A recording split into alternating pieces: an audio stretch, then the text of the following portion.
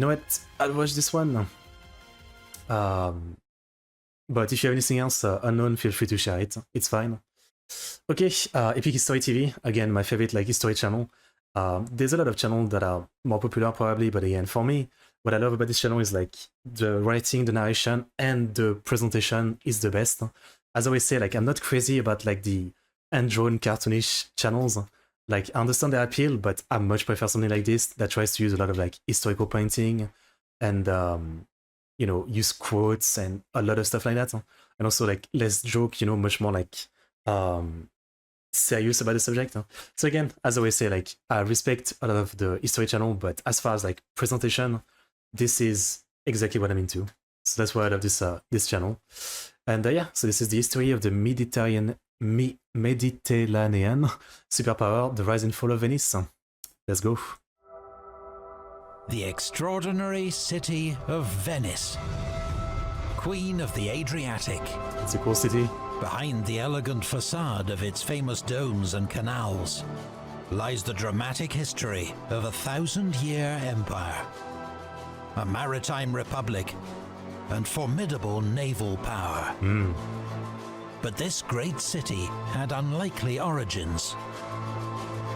At the height of the Roman Empire, these coastal lagoons were home only to small fishing communities. I was gonna say it's probably like not the. It doesn't seem like the best place to build a city, yeah. But in the 5th century AD, the Western Roman Empire was overrun by barbarian tribes. As Italy became a battleground for Huns, Goths, Eastern Romans, and Lombards, many sought refuge among the. I never realized the Mongols ever made it to Italy or something. Like to me, I always thought the farthest the Mongols ever got was Russia, right? I didn't think they went beyond that. Lagoons. In 726, these refugees elected Orso to be their duke or doge, the first in an unbroken line of 117 doges who'd rule Venice for 1,000 years. For nearly 200 years, much of Italy was ruled by a resurgent Eastern Roman or Byzantine Empire. Its Italian province, known as the Exarchate of Ravenna, fell to the Lombards in 751. Only Venice held out, protected by its lagoons. Answering the Pope's call for aid, Charlemagne and the Franks came to. I was gonna say one thing. The one thing I know is from like another Epic History video. Isn't Napoleon the one to like end the history of the Republic of Venice or something? Like in the Italy campaign, the first one, like at the end he abolished it or something like that, I think. Italy and crushed the Lombards, but they also failed to take Venice. Charlemagne's son, Pepin, King of Italy, was said to have died from a fever caught in the marshes that surrounded Venice as he tried to attack the city. In the following decades, Venice asserted its independence from the Byzantine Empire, and thanks to its location, flourished as a trading hub between Europe and the East. The Congo video. Venetian merchants sold Italian grain and wine to the great city of Constantinople, where they bought spices and silk to sell to Western Europe. I see. Above all, Venice's early success came from the trade of salt, the vital food preservative of the medieval world, harvested from salt pans and lagoons. Okay. The Venetians went so far as to describe salt as il vero fondamento del nostro Stato, the true foundation of our state. I mean, it's good to have a natural resource. In 828, two Venetian merchants visiting Alexandria smuggled the supposed body of St. Mark back to Venice to boost the standing of their home city. Okay. The saint's relics were interred in the city's great new church, the Basilica di San Marco. What a steal. The first basilica was destroyed by fire in 976. Today's cathedral, consecrated in 1094, stands on the same site. That's crazy. St. Mark became the city's patron saint. His emblem, the winged lion, became the symbol of the Republic and decorated its standard. Despite the fact it was stolen, I guess. Just they made it like the symbol of the city and all that, despite I mean, I'm sure you know this Saint Mark, was it? But okay, interesting. Posted early Hungarian history in Congo, and yeah. I think I watched one of your video, but not this one. Venetian trade routes to the east were plagued by pirates from the Balkan and North African coasts. So Venice built a navy to drive them from the seas and garrisoned strategic harbours and islands along the Adriatic shore. By the year 1000, Doges of Venice were also styling themselves Dukes of Dalmatia. I've heard Dalmatia before. The distinctive Venetian warship was the galley, powered by up to 150 oars and triangular lateen sails, rigged fore and aft. Weapons included a battering ram and around 30 crossbowmen. Okay. It's Galleys a big were boy. also used to transport high-value cargo, such as spices, silks, or precious stones. In 1103, construction began of Venice's famous Arsenale. Man, looking at stuff like this really makes me remember Assassin's Creed 2 and makes me want to play it again, I guess. A giant state-owned shipyard that would become one of Europe's largest industrial centers, employing around 2,000 workmen and turning out hundreds of ships From a Island year. Kingdom. The Arsenale Whoa. pioneered many That's a cool modern art. industrial techniques and underpinned Venetian naval power for centuries. Arsenal. Armed with a powerful navy and lucrative trading concessions from the Byzantine emperor, Venice rose to become the greatest commercial and Emperor Alexius I Komnenos grants to the Republic of Venice trading right across the empire, tax and custom exemption, harbor rights at Constantinople. naval power And something in the quarter eastern necessity. Mediterranean. But Venetian power also came through shrewd negotiation and self-interest. Of course. This was the age of the Crusades, Oh. and Venice was closely involved with Crusader states as allies and trading partners. Wow, it's good for the In money-making 1202, people. the Fourth Crusade arrived in Venice, seeking ships to take them to Egypt, but with no money to pay for them. Okay. Doge Enrico Dandolo Doge. sensed an opportunity.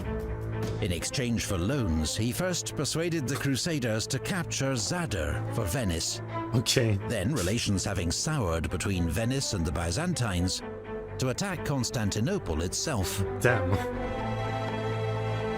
In 1204, the world's greatest Christian city was sacked and plundered by self-proclaimed warriors of Christ.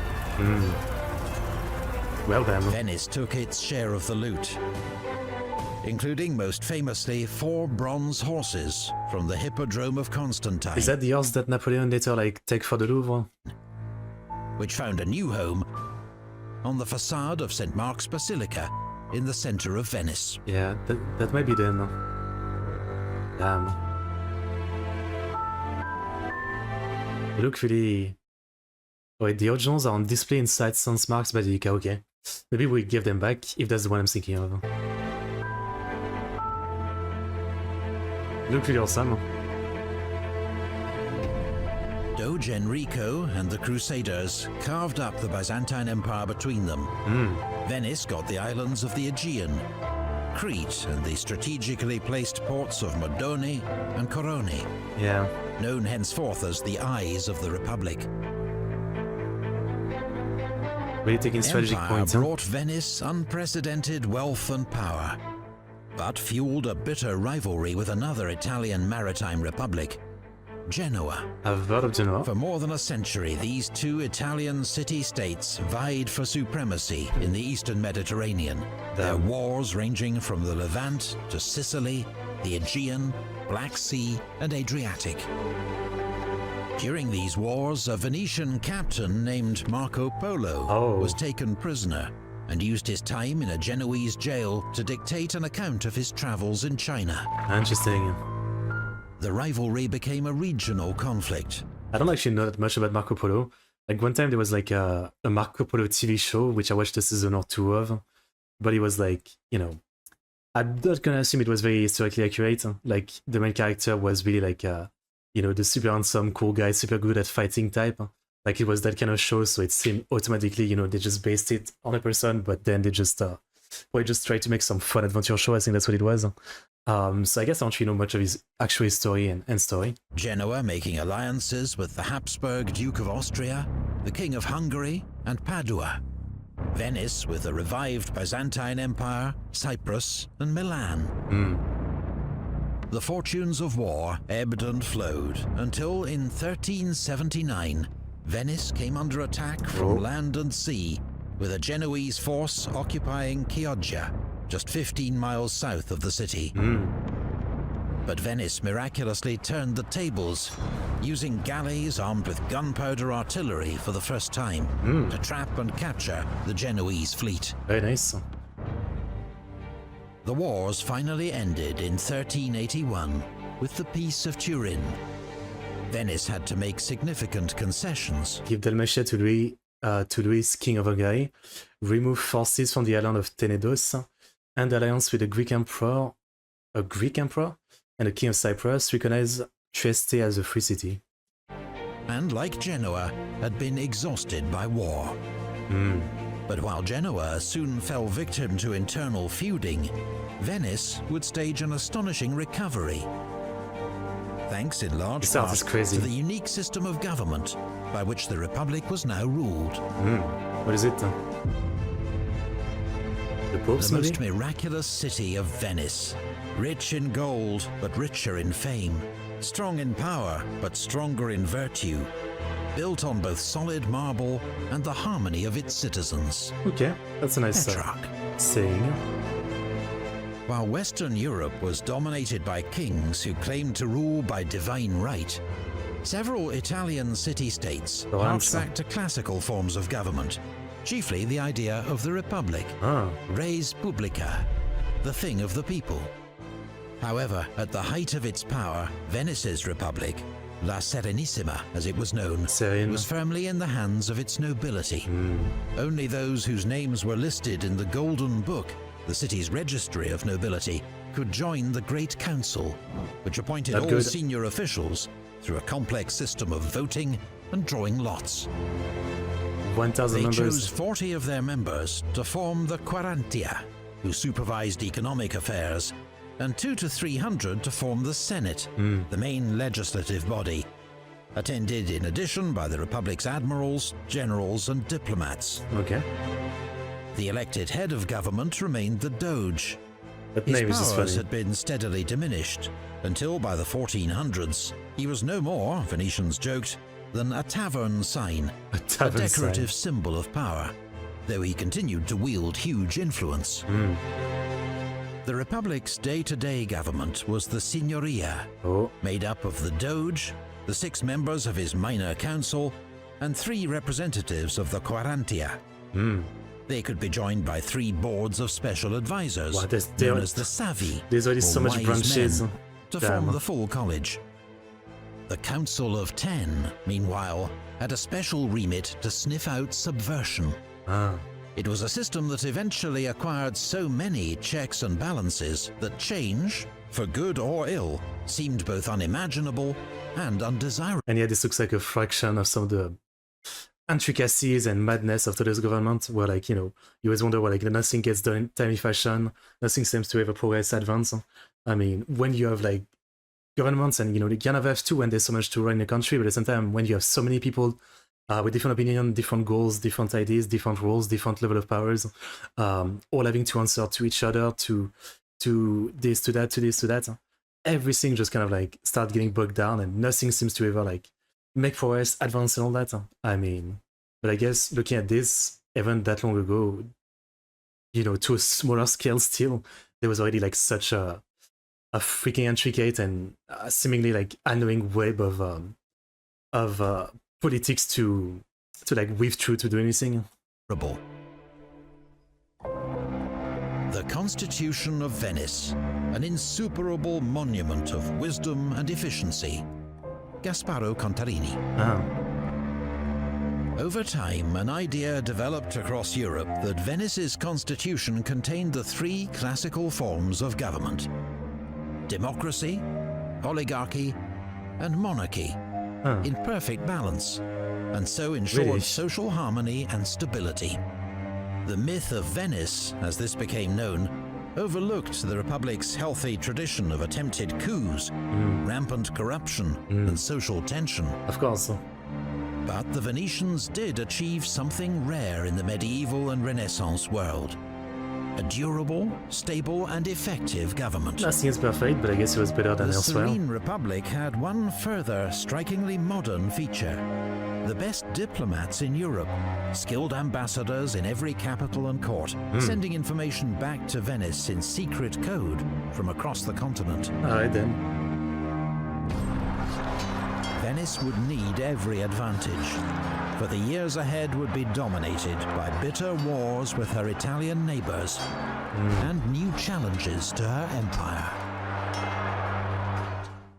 It's really interesting to follow like such a small, what seems like a rather small city-state, is it called, was it? Compared to like, you know, real big countries and everything. But they have such an history of actually surviving for such a long time and prospering and everything. You Venetians are very wrong to disturb the peace of other states, rather than to rest content with the most splendid state of Italy, which you already possess. If you knew how you are universally hated, your hair would stand on end. You are alone, with all the world against you. I can see the point already, yeah. I guess they get involved in like a lot of other wars and all that as merchants, as trying to make profit. So it's only going to make other people mad because, yeah, you know, they seem to have this reputation of like their place being run very well and things being pretty great. And then, you know, you see them come and like, you know, help the unrest in other places. So it's probably not going to make people very happy. Yeah. Galeazzo Sforza. Milan, no? For centuries, Venice had stood apart from the territorial wars of her Italian neighbors, focusing instead on her maritime empire. Smart. But the war with Genoa, and particularly the Genoese occupation of Chioggia, had shown the Venetians that their city was vulnerable. In 1404, she was attacked again by former allies, the Carrara family of Padua. Damn. But the Republic assembled a large army from across her empire and was victorious, annexing Padua and... Damn, I like seeing this. You know, again, I've watched Epic Story, like, you know, Napoleon stuff so many times, so many reactions and all that. So like, I see the Fortress of Mantua. I guess it was already there. The Fortress of Mantua. And then there's like the Lake Garda, and I think after that is like the Adige Valley, right? Rivoli is over there, right? The Battle of Rivoli. And then between Mantua and Verona, around there is, I think, Arcole, right? It's cool to like recognize all that. I love it. Again, like Epic History TV to me is just so far and beyond the best history channel. conquering Verona. More gains followed in Friuli. Doge Francesco Foscari, whose 34-year reign was the longest of any doge, was determined that Venice must continue to expand her territory in Italy for her own security. He used the Republic's enormous wealth to hire bands of mercenaries, led by captains known in Italy as condottieri. All right. Their name came from the Italian word condotta, or contract, and they had been an important feature of Italian warfare since the 1300s. Fair enough. Initially, these mercenary bands were led by and made up of foreigners. English mercenary Catalans, captain. Germans, Hungarians, even Englishmen. But by the 1400s, Italian condottieri were leading these armies, waging wars on behalf of competing states, and sometimes even conquering Italian states for themselves. Okay. Condottieri would often switch their allegiance to the highest bidder. Of course. Their soldiers were equally disloyal and notoriously unruly. But Venice has the most Since they money, fought so for nothing but that's good. personal gain, and often switched sides, they had no interest in slaughter. And so their battles were often theatrical and virtually bloodless affairs. Really? How do you make a battle ambitions bloodless? of the Venetian Doge and his condottieri put Venice on a collision course with the leading power in northern Italy, the Duchy of Milan. A long war began between the two states and their allies, with the Venetians winning a great victory at Merclodio. In the treaty that followed, Venice gained yet more territory, Very nice. pushing west past Bergamo to the River Adda. But war soon broke out again. Damn. For nearly 3 decades, northern Italy was ravaged by bands of mercenaries. Their leaders were immortalized by the great artists of the day. Men such as Francesco. And again, what I really appreciate about this video is like, I have nothing against like, you know, the history videos that, you know, have their own hand-drawn stuff with like this cartoonish art style, but it just doesn't have the same effect as something like this, right? All those paintings, those old style paintings, which really gives you a real sense of history. That's what I'm saying. Sforza and Bartolomeo Colleoni. Bartolomeo. Finally, by the Peace of Lodi, Venice secured her Domini di Terraferma, her mainland state, to go with her Stato da Mar, her overseas empire. 40 years of relative peace followed. Shattered in 1494, when the King of France, Charles VIII, invaded Italy with a large army. Did it go well? To enforce his Probably hereditary claim to the Kingdom of Naples. But his actions united even bitter enemies like Milan and Venice against him. Sorry. The Italian states formed the League of Venice, led by the Borgia Pope Alexander VI. Oh, Borgia. And fought King Charles at Fornovo, but could not prevent his escape back to France. Okay. It was the beginning of a long conflict, known simply as the Italian Well, that looks Wars, awesome. which saw northern Italy become Man, the that's insanely heavy armor, that horse. I mean, that must be so heavy. primary battleground in the bitter contest between the kings of France and the Habsburg emperors. Okay, I guess fuck the Habsburg though, right? It was fought against the backdrop of the Italian Renaissance and Protestant Reformation. A complex and sprawling conflict that would last 6 decades. Battle of Pavia, okay. The early display of Italian unity was short-lived. Of course. Venice soon switched sides, allying with the King of France against Milan. Let's go. In order to share in the spoils of her defeat. Yay. Venetian ambition was now regarded as a major threat by her Italian neighbors. Yeah, I guess it seemed like a good move for like short-term wins, but then yeah, like you just showed that you're not willing to fight with the other Italian state against France, so now they're gonna want to take you out too. Italy was so fractured and divided until they united to become Italy. Yeah. It's not like Italy only became united like, I think 1870, 1890, around there, something like that. I think it was before World War I, right? Like only a few decades before World War I. Of these, none was more ruthless than the Pope. Of course. Pope Julius II, the man who commissioned Michelangelo to paint Santa the Claus? Sistine Chapel and created the Pope's famous Swiss Guard, was determined to crush Venetian power.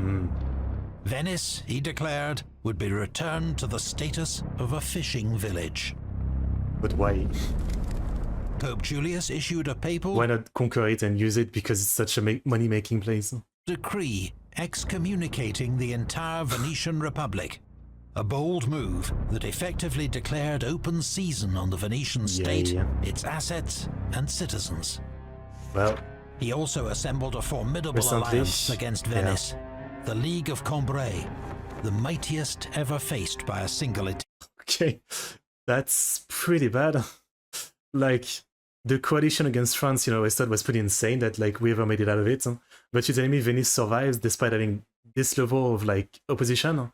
Like, Venice is not even, like, a big country. Like, it's a city-state, right, to an extent. That's insane. How do they survive this? How does Venice survive this? Even with mercenary or anything? That's insane. Alright, well, rip Venice. Italian state. Venice faced an existential threat. Yeah. In 1509, at the Battle of Agnadello, her forces suffered a crushing defeat at the hands of the French king. I mean, I'm rooting for Venice, I guess, even though I'm French here, like, because they're the underdog versus everybody. One contemporary, the Florentine diplomat Niccolò Machiavelli, wrote that Venice had lost in one day what it had taken her 800 years to conquer. Damn. However, the Italian wars were notorious armor not looks just sick. for their many atrocities, but their shifting alliances, twists and turns. Within a year, the Pope had switched sides, forming an alliance with Venice to fight the French. Okay. Okay. I mean, so just everybody's like that, right? Like, I was like, Venice, you know, not the smartest, showing that they're just constantly switching side. But I guess the Pope is not much better. We're surprised. No one. Then Venice switched sides, siding with France against the Pope, Okay. and helping to win a crushing victory over the Pope's Underdog Swiss momentum. mercenaries Yes. at Marignano. Just 8 years after Venice faced destruction by the League of Cambrai, the Treaty of Noyon restored nearly all her former Hell territories. damn. Okay. The Republic Whoa. had run the gauntlet of foreign powers and formidable alliances.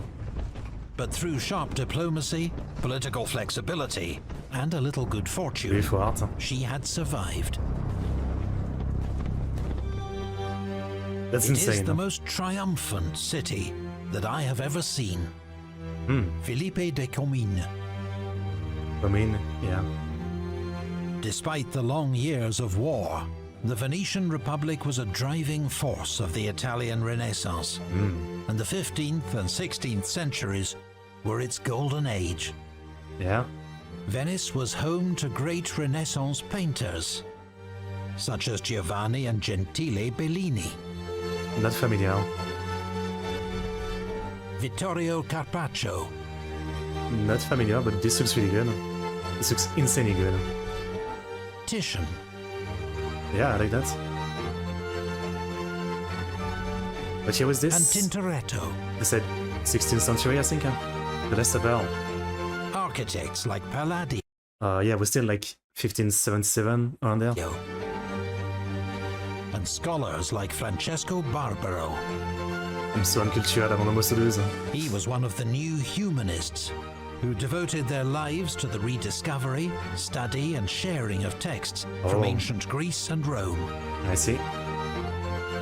Venice became a beacon for the greatest European minds of the age. I love this kind of like old art where people actually look like people, right? Like some of the early one he showed, you know, they have that kind of like art style where people look very insane, I guess is what I would say. Like they have like this kind of like Habsburg look almost, but I like this kind of art where people look human to an extent, and it gives us an idea that people looked like people all those hundreds of years ago. Oh, random kid. Hello. Damn. That's a surprise. It's been forever. How are you doing? Hello. They also had to contend against Ottomans and maritime trade. Fair enough. I do remember you, yeah, of course. Of course. You're one of those people I was thinking, you know, will he come back one day or has he forgotten my existence? Good to see you though. How are you? What's up? What's up? Visitors included the great Dutch philosopher Erasmus of Rotterdam Ooh.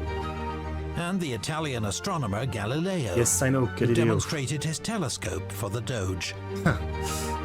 Look at my long big But telescope. Venetians had a reputation as doers rather than thinkers. Their city was renowned as a centre of craftsmanship, producing Europe's finest glassware, as well as silks, cottons, and wood carvings. Yeah, art. They love the art. Nowhere were the city's mercantile and craftsmanship. scholarly traditions more brilliantly combined than in the world of printing. Printing. Doge Cristoforo Moro issued the city's first printing Oh, did you license check in? in 1469. Awesome. 30 years later, Venice was producing more books than Florence, Milan, Rome, and Naples combined. That's a lot of books. Venice was where Aldus Manutius Doing invented good. the paperback Awesome. and set out to publish every surviving great work from classical Greece. That's nice. By the end of the 15th century, Venice was the printing capital of the world. So I guess Venice was insanely important to maintain history, I guess, to an extent, yeah? Can you request a video? Sure, yeah? Tell me. Such industry, against a backdrop of a city often described as the most beautiful in the world. The Venetians combined Renaissance architectural ideals with their city's unique lagoon setting and created a masterpiece. As always, acting myself as the weeb what I could that I am, but for anyone interested in an anime that takes place in some kind of Venice, there's this legendary slice of life anime called Aria. There's many seasons and OVAs and all that, and it's basically taking place like in some kind of future in a different planet, where they kind of like recreated Venice called Neo Venice, and it's about a bunch of girls working at a gondola company. So it's a little bit futuristic, but for the most part, it's just about the daily life of this girl in this kind of like semi-recreation of Venice, just working as gondola girls. So it's not quite about Venice itself, but it is a show I recommend. Less about, because it's about Venice per se, even though it's the setting, but more because it's a great slice of life show and one of my absolute favorites. Aria the animation. The famous Grand Canal, the Rialto Bridge, and the Bridge of Sighs, where prisoners got their last glimpse of the beauty of Venice before descending into its cells. The architecture is insane. And all along the Grand Canal, the palaces of the city's great merchant families. Because for all its grandeur, business here was never less than cutthroat. Of course, yeah. Venetian merchants were the most treacherous, lying, thieving scoundrels such as I never believed existed on Earth. Wow. According to one visitor, the German printmaker Albrecht Dürer. Fair enough. I mean, that's how you make a ton of money. Do not awake our terrible sword, for we shall wage most cruel war against you everywhere. The Ottoman. Neither put your trust in your treasure, for we shall cause it suddenly to run from you like a torrent. Beware, therefore, lest you arouse our wrath. That's a cool message. Ottoman Sultan Selim II. That's pretty to the scary. Signoria of Venice. That's pretty damn scary. While Venetian culture flourished, across the seas her empire faced a new and terrible threat.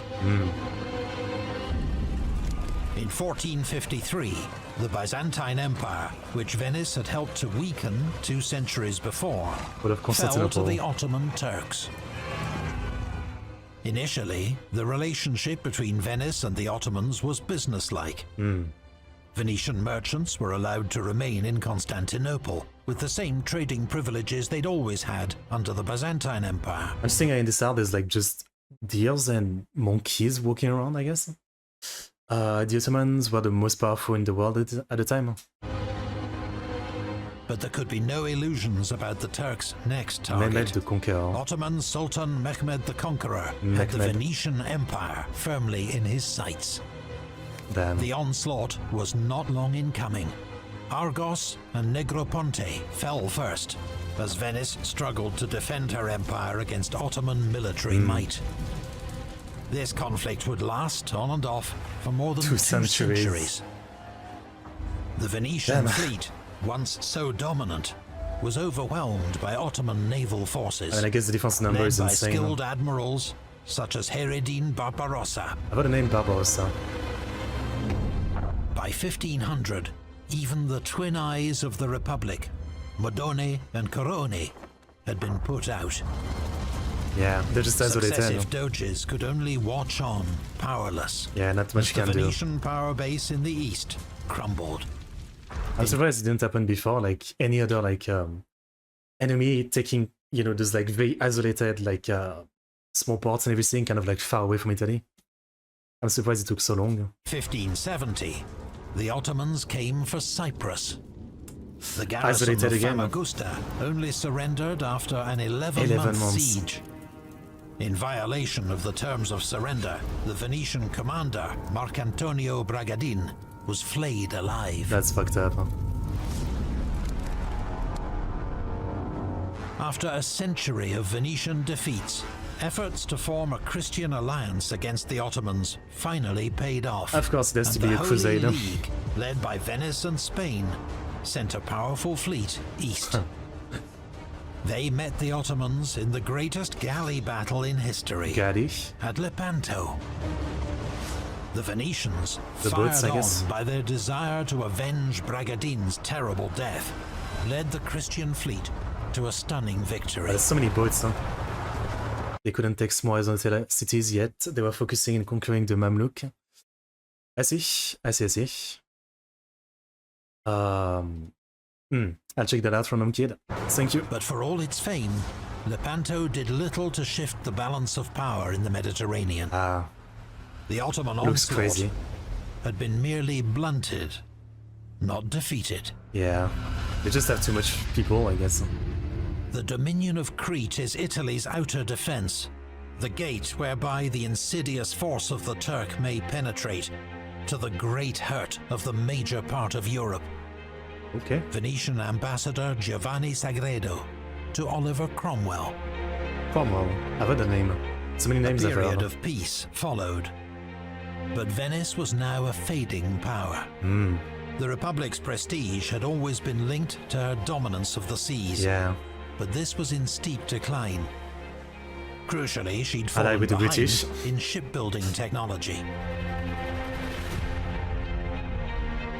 While Venice clung on to her old galleys, Portuguese and Spanish captains sailed their caravels and carracks out into the Atlantic, pioneering new sea routes west to America and east to India and East Asia. And such a long route. Huh? For centuries, the wealth of Venice had relied on Eastern trade via the Byzantine and then Ottoman empires. Now, she had been cut out. Got to do something. And while Venice fought costly wars in Italy and the Mediterranean, the city was repeatedly ravaged by plague. We're getting to the plagues.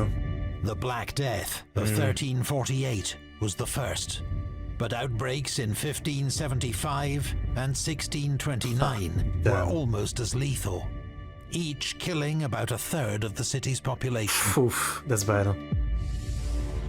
The government did what it could to prevent the spread of infection. Residents were ordered to stay home, though an exception was made. So,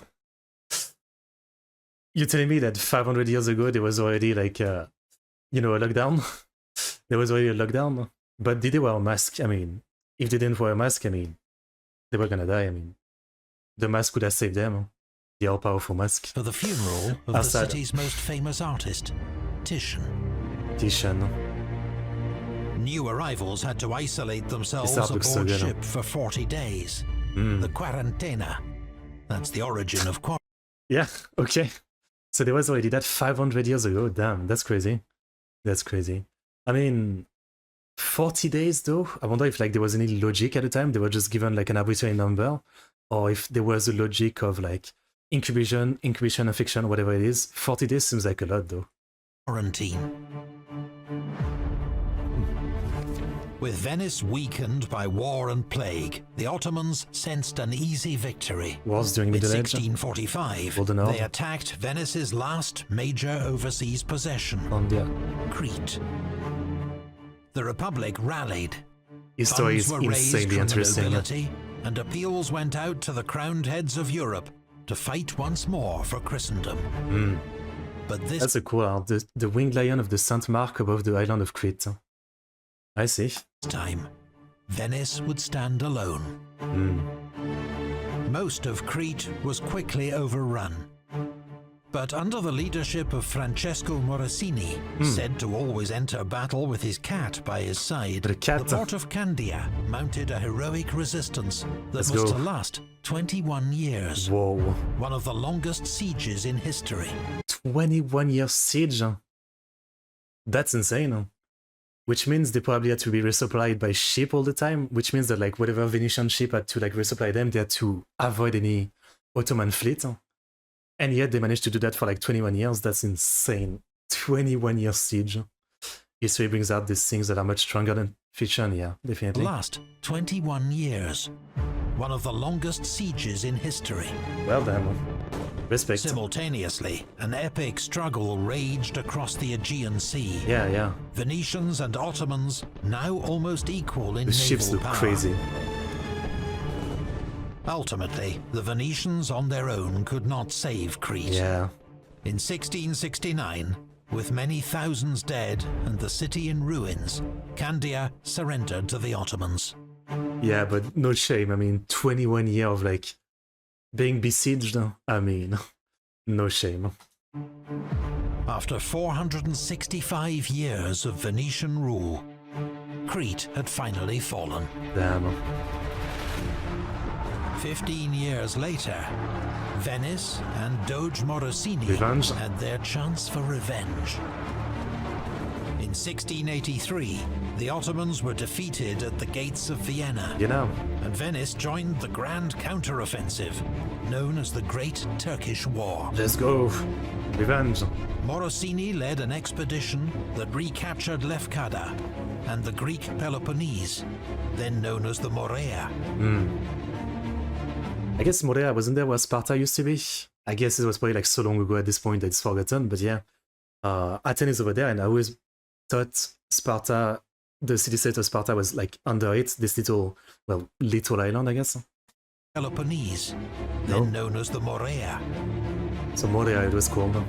But during the Venetian siege of Athens, one of their shells hit the Parthenon, where the Ottomans were storing ammunition. The resulting explosion tore through the 2,000-year-old temple, smashing columns and collapsing the roof. Damn. Venice's restored empire in Greece did not last long. By 1714, the Ottomans had recovered sufficiently to launch a swift campaign that reconquered the They just have Morea. too much numbers.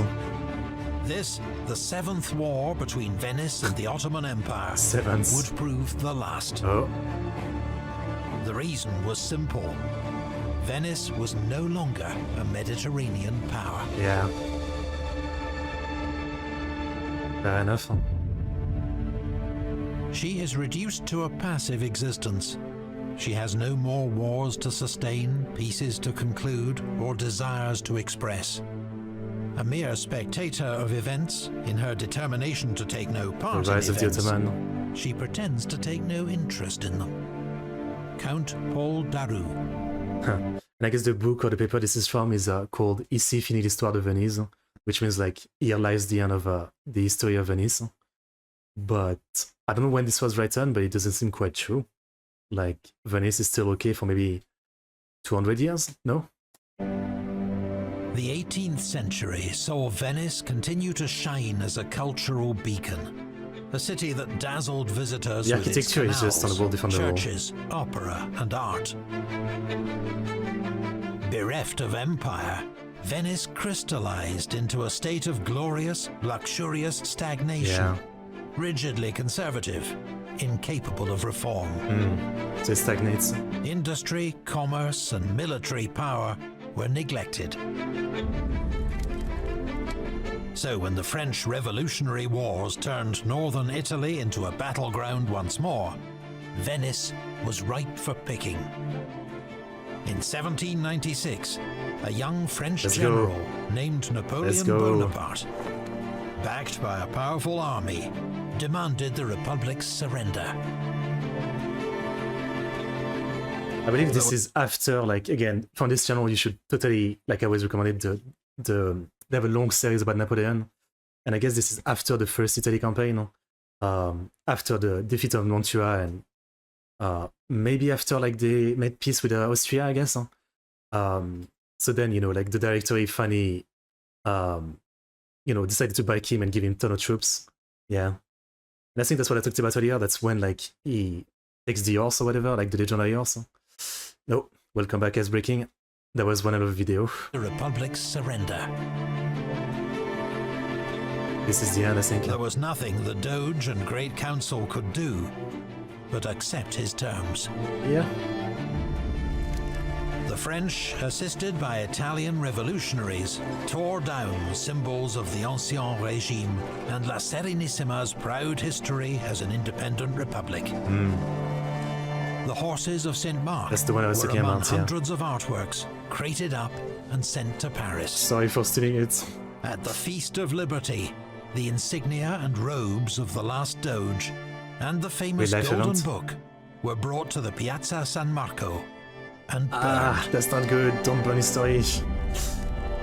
1,000 years of Venetian independence. I was gonna say this looks a bit like the Arc of Triumph in France. was at an end. Venice was awarded to Austria in 1797, later incorporated into Napoleon's Kingdom of Italy, and then, after his defeat, returned to Austria. Which Marshal Murat became the king of Italy, I believe, or was the king of Naples? Did that count of the king of Italy? As part of the Kingdom of Lombardy-Venetia.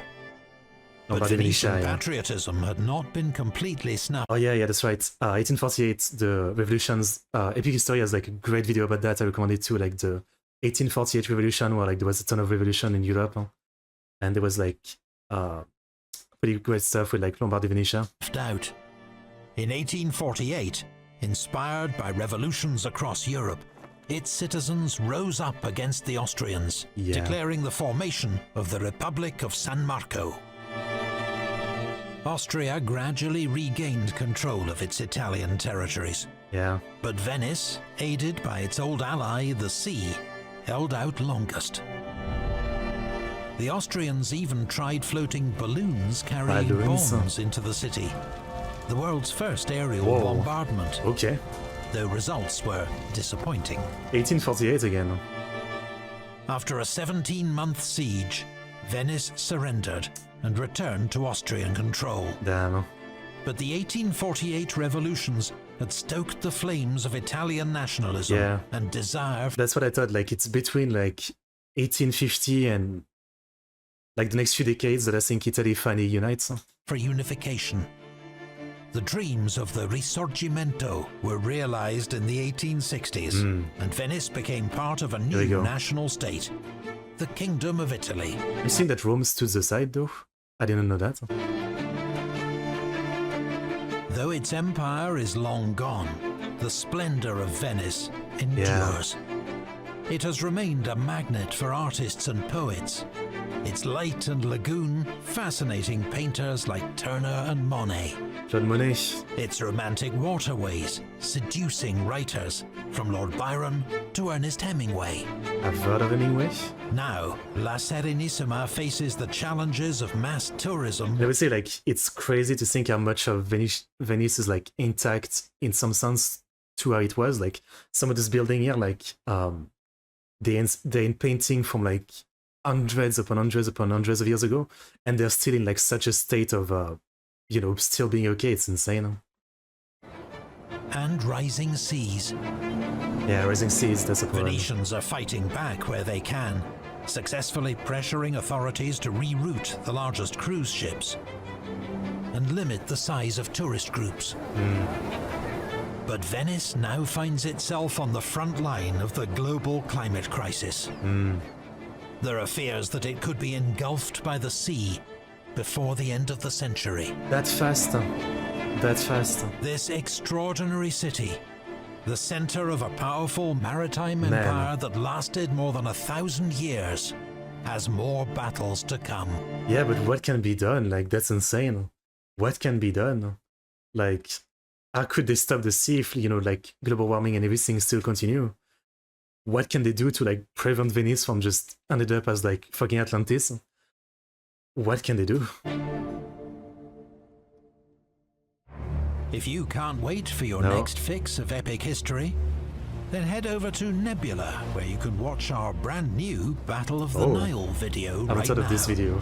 We're using 3D graphics and Unreal Engine to recreate the great naval engagements of the Napoleonic Age. Cape St. Vincent and the Nile are already available.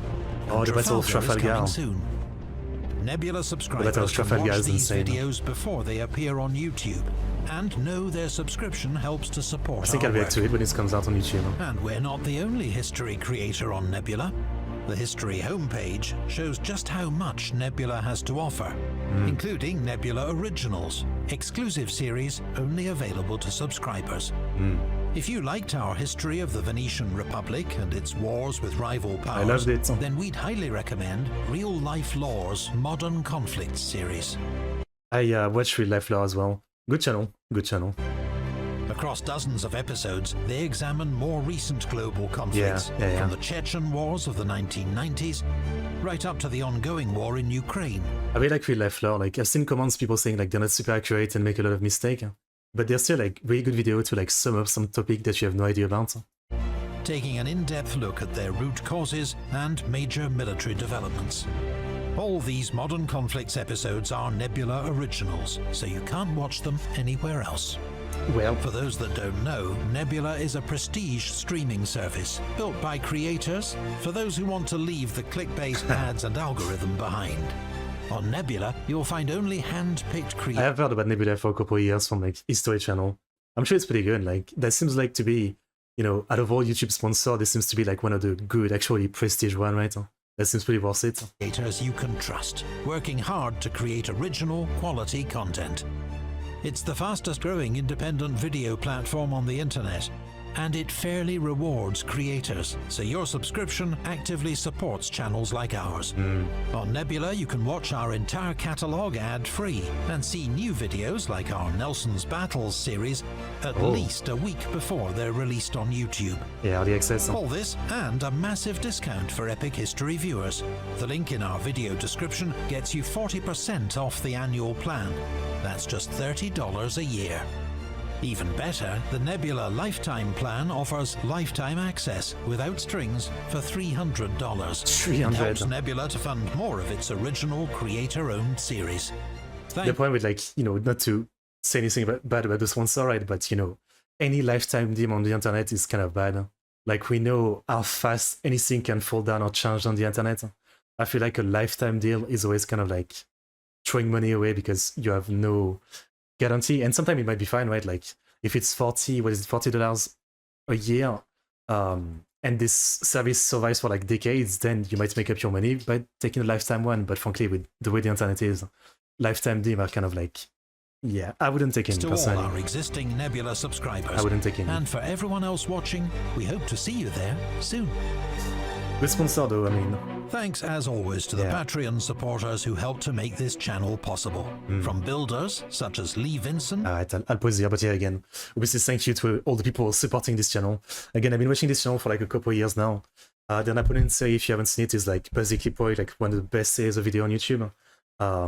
And yeah, this was like, again, a good showcase of like the quality of their videos.